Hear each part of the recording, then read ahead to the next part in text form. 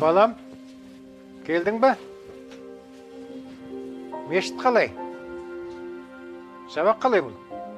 Сабақ жақсы. Мен мешіттегі адамдар жақсы адамдар деп ойлайтын едім. Бірақ та маған мешіттегі кей адамдар ұнамады. Ойбай. Не ұнамайды? Кейбір адамдар намаздан кейін резко тұрып кетіп жатыр.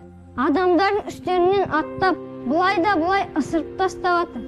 Кейбір адамдар бұттарын талтайтып тұрып алған. Бір адамды көрдім. Түрі суық. Маған қарай шошып кетті. Неге шошыдың? Енді қабағым түйіп тұрған соң. Жарай, бер кел. Мешіттің жайы түсінікті бол. Ал сабағың қалай? Сабақ жақсы. Енді мен мешітке бармай-ақ қоятын бар. Ойбай. Неге бармайсың? Мешіт дейтін анау ғой. Анау? Сен маған толтырып бір стақан су алып келші. Не үшін, ата? Жай әншей.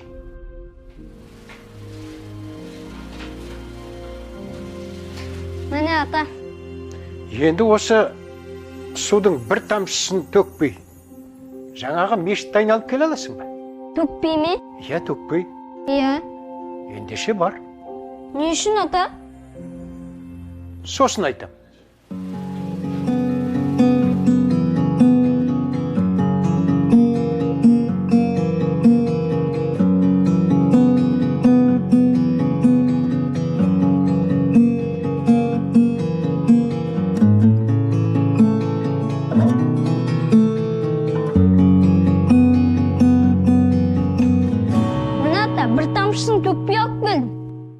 Қалай төкпей алып келдің?